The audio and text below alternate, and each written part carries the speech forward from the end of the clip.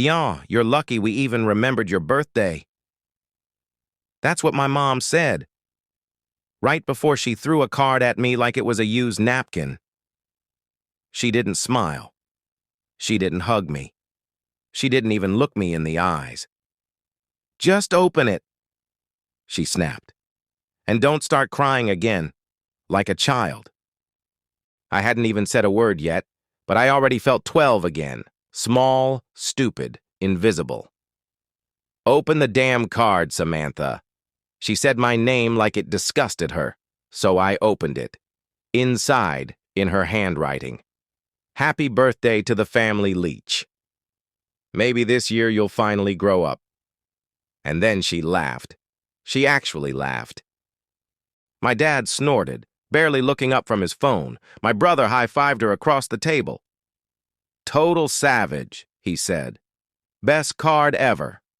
And in that moment, I realized this wasn't just a joke. This was how they really saw me.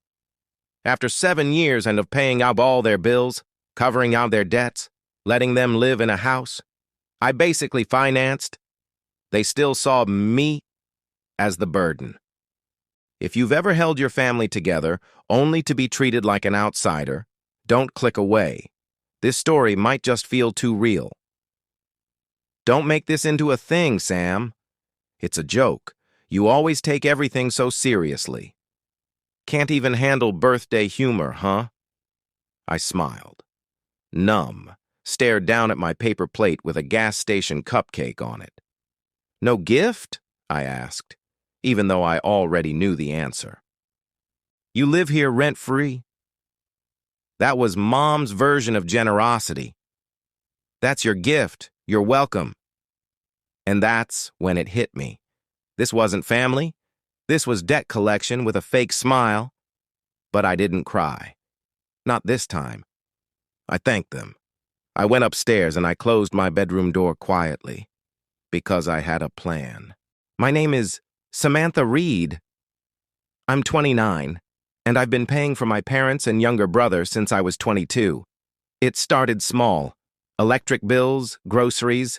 Then it became the mortgage, medical debt, Ryan's business ideas, car insurance, even their vacations. I worked as a software engineer in Portland. Decent pay, not amazing, but solid. But every dollar I made was already spoken for by the time it hit my account. By 27, I had $18,000 in credit card debt. No savings, no boundaries, and no voice. Whenever I pushed back, I'd hear, "You're lucky we let you live here. You owe us for raising you. Don't act like you're better than us." And I believed them. For a while. This didn't start at 22. I remember being 12 winning a school writing contest. Mom's response? You're not special, Sam. Stop acting like a star. Dad didn't say anything. Just turned the volume up on the TV. Ryan said, nerds don't get friends, they get lonely. And that's when I stopped dreaming out loud. I learned early. Love in our house came with a receipt. If they gave you something, it would be used against you. Eventually. After the birthday incident, I stayed, not because I forgave them, because I needed time to prepare. I acted normal. I paid bills on time, drove Mom to her appointments, let Ryan borrow $600 again, laughed at Dad's mean jokes, cooked dinner. But behind the scenes, I opened a new bank account, applied for out-of-state jobs, hired a therapist, started documenting every expense I had paid since 22, bought a small one-bedroom condo in Denver, in cash, using a bonus, and what little savings I had hidden, no one knew. Therapist. Why are you scared to leave? Me. Because I'll feel guilty. Therapist. And how do you feel now? Me. Dead inside. That silence changed everything. Every night I wrote a letter to myself. One in particular I sealed. They won't change, but you can. You don't have to break just because they refuse to heal. If your family's ever made you feel like a burden, this story's for you. Hit like if this already sounds familiar. 6 months later, on a Saturday morning, I made them all pancakes. "What's this? A goodbye meal?" my mom joked. I smiled. Something like that. I handed each of them an envelope.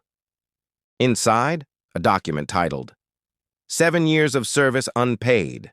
Every expense labeled, itemized, dated. Total, $168,721.38. At the bottom, "This debt is now forgiven. But so is my role in this family. I'm leaving for good. You're being dramatic. You're overreacting. You'll come crawling back." I stood up. "No, I won't. And thank you for that birthday card. It finally taught me who I really am to you." Then I walked out with nothing but a suitcase and a laptop. The first month was brutal. I ate ramen on the floor, cried during lunch breaks, thought about going back more than once, but I didn't. Instead, I found new friends, peaceful silence, my own laughter, myself. I wasn't healing fast, but I was healing honestly. And for the first time in 7 years, I could breathe. "Mom texted me last week.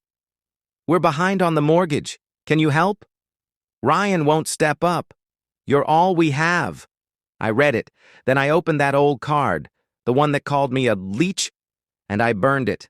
Then I replied, "You raised someone strong enough to walk away. Thank you for that." And then I blocked her. To anyone listening who's been told, "You're selfish. You're too sensitive. You owe us." Let me say this. You are not selfish for setting boundaries. You are not cruel for walking away. You are not broken for needing peace. You were never the leech. You were the lifeline. And now, you're free. Subscribe if you're done apologizing for choosing peace. And remember, survival isn't selfish.